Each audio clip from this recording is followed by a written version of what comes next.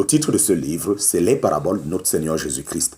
Nous entrons à la 66e partie de ce livre. Je répète, nous sommes à la partie 66 de ce livre. Il est écrit par le bien-aimé frère Christian Brandt. Nous sommes toujours au chapitre 5 suite.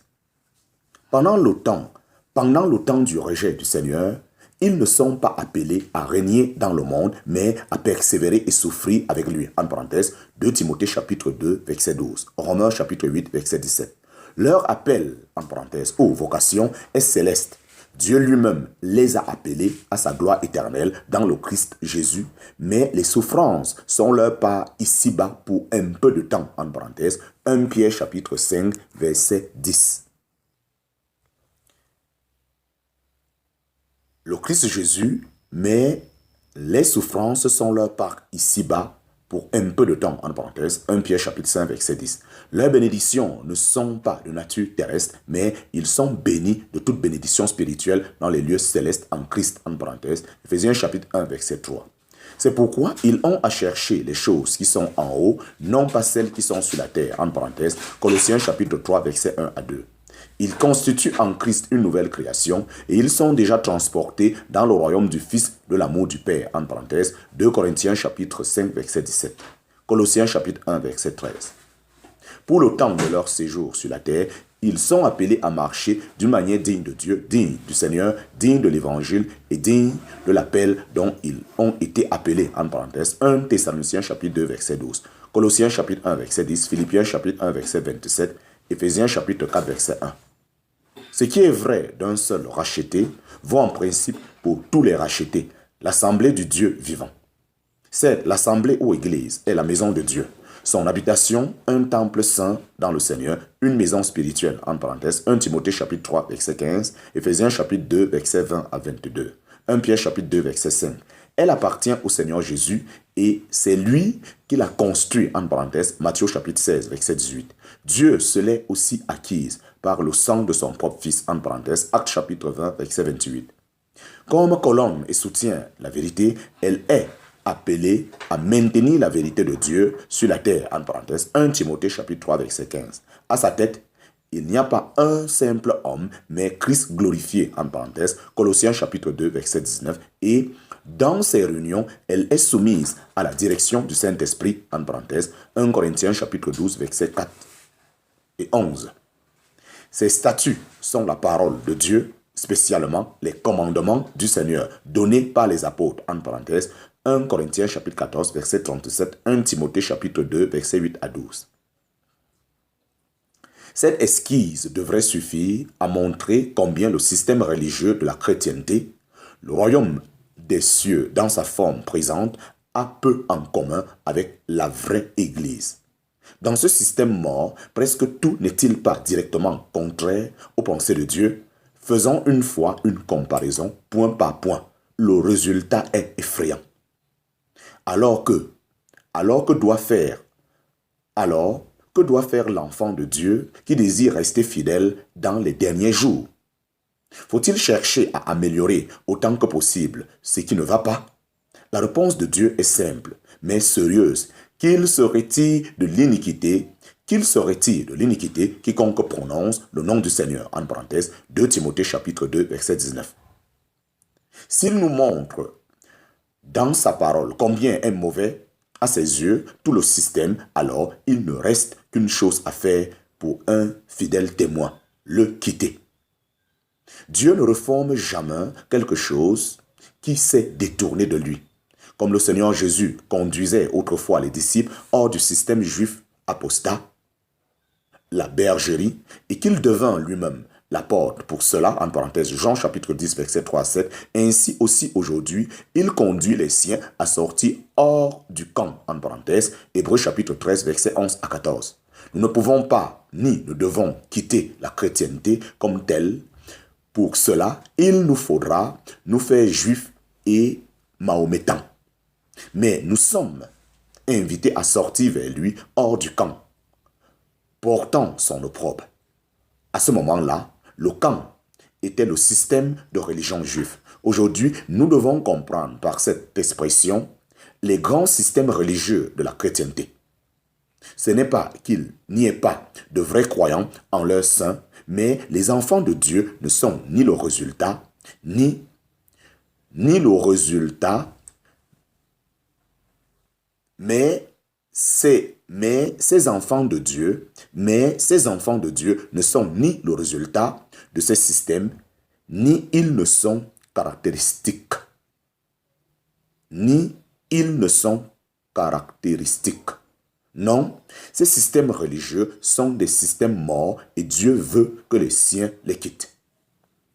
Christ a, en son temps, souffert hors de la porte, mais maintenant, il demeure au cœur du sanctuaire céleste, en parenthèse, Hébreux chapitre 6, verset 20, Hébreux chapitre 8, verset 1. Maintenant, nous dit la parole de Dieu, c'est aussi la part des siens. Ils ont accès au sanctuaire, ils peuvent déjà séjourner là par la foi. Là où est Christ, en parenthèse, Hébreux chapitre 10, verset 19, et suite, Hébreux chapitre 4, verset 16. Quelques privilèges immenses, mais sommes-nous prêts à endosser l'autre côté de la position de Christ, en parenthèse, hors du camp, et à porter son opprobre? Ce n'est pas dans ce camp que nous le trouvons. Ici, quittant les systèmes humains, nous n'allons pas dans le vide, non, nous sortons vers lui. C'est lui le but de la séparation du mal. Combien cela est réjouissant. Amen et Alléluia. Chapitre 5, petit 4. Chapitre 5, petit 4. L'eau levain. Le Seigneur complète la description sur la manière dont le royaume des cieux devrait se développer historiquement au moyen de la courte parabole du levain. Il leur dit une autre parabole. Le royaume des cieux est semblable à du levain qu'une femme prit et qu'elle cacha parmi 3 mesures de farine. 3 mesures de farine, jusqu'à ce que tout fût levé, en parenthèse, Matthieu chapitre 13, verset 33. Il ne nous est pas présenté ici comme dans la parabole précédente, la grandeur extérieure qu'allait prendre le royaume des cieux dans le monde, mais le processus intérieur qui allait se passer à l'intérieur de ce royaume. Par ailleurs, ce n'est pas un homme, c'est-à-dire le Seigneur lui-même, qui sème la bonne sémence ou qui plante quelque chose. Bien plutôt, nous voyons une femme en activité qui prend un peu de levain et le mêle avec 3 mesures de farine. Il semble que ce soit ici la signification simple de cacha. Il n'est ni utile ni nécessaire d'établir une liaison avec les versets 35 et 44 de Matthieu chapitre 13 où ce mot de cacher est de nouveau utilisé. Non, la femme n'a rien fait de secret, mais quelque chose de tout à fait banal. La femme n'a rien fait de secret, mais quelque chose de tout à fait banal. Elle voulait cuire du pain levé et c'est la manière normale de faire. Le Seigneur utilise donc une image toute ordinaire de la vie quotidienne. Les 3 mesures de farine sont la figure d'un domaine limité, tout à fait en contraste avec le champ, en parenthèse, qui est le monde, qui est travaillé par un processus intérieur particulier qui allait être ainsi travaillé dans son entier. Nous comprenons que ce domaine limité correspond à la chrétienté, le royaume des cieux dans sa forme présente. Dans ce domaine, un principe allait se faire de la place et donner son caractère au tout. C'est ce que suggère l'activité du levain, jusqu'à ce que tout fût levé. Chapitre 5, petit 4 sous 1. Chapitre 5, petit 4 sous 1. Que signifie le levain? Que signifie le levain? Que le levain dans la parole ne soit jamais l'image de quelque chose de bon, c'est vrai et il faut en tenir compte. En parenthèse, Exode chapitre 12, verset 15, Lévitique chapitre 2, verset 11, Matthieu chapitre 16, verset 6, 1 Corinthiens chapitre 5, verset 6 à 7, Galates chapitre 5, verset 9. Tout juif le savait. C'est pourquoi il est complètement erroné d'y voir une image de l'évangile qui à un moment ou à un autre pénètre le monde entier. Ce n'est pas de cette manière que la vérité de Dieu se mélange, que la vérité de Dieu se ménage un accès au cœur de l'homme, comme le levain qui fait lever tout ce avec quoi il est mis en contact, obligatoirement et sans entrave. La parabole du semeur suffit à elle seule à le prouver. Ce n'est pas tous ceux qui entendent la parole qui la reçoivent. Bien au contraire, le résultat recherché n'a pu être atteint que dans un seul des groupes. Et le fait que le monde entier n'est pas converti est souligné par la parabole de l'ivraie du champ. Les fils du méchant ne subsistent-ils pas jusqu'à la moisson, jusqu'à la consommation du siècle, pour n'être jugés qu'alors? Et pourtant,